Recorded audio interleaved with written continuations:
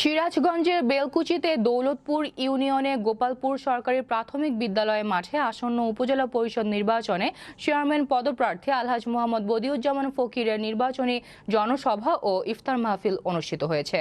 নির্বাচনী জনসভায় প্রধান অতিথি হিসেবে বক্তব্য রাখেন আলহাজ মোহাম্মদ বদিউজ্জামান ফকির। শুক্রবার বিকেলে উক্ত জনসভা আলহাজ মোহাম্মদ হাবিবুর রহমানের সভাপতিত্বে বক্তব্য রাখেন দৌলতপুর আঞ্চলিক ইউনিয়ন আওয়ামী লীগের সভাপতি আব্দুল হামিদ মণ্ডল, ধুকুরিয়া বেড়া ইউনিয়ন আওয়ামী লীগের যুগ্ম সাধারণ সম্পাদক সাখাওয়াত হোসেন মিঠু, দৌলতপুর ইউনিয়ন আওয়ামী লীগের যুগ্ম সাধারণ সম্পাদক আব্দুল আলিম, সাধারণ সম্পাদক শামসুল আলম সহ দৌলতপুর ইউনিয়ন আওয়ামী লীগের বিভিন্ন পর্যায়ের নেতৃবৃন্দ বক্তব্য রাখেন। সাধারণ জনগণ কর্মীদের কাছ থেকে কে কতটুকু ভালোবাসা অর্জন করছে এটা দেখার জন্য আমি প্রতীক উদ্যোগ করে দিলাম। নেতা যত পারে দাঁড়াবে, জনগণ যাকে ভালোবাসা ভোট দিয়ে বিজয় করবে সেই হচ্ছে আমার।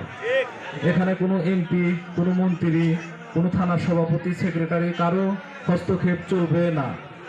ঠিক প্রতীক বরাদ্দ হওয়ার পরে এখানে কোনো এমপি মন্ত্রী এলাকায় থাকতে পারবে না।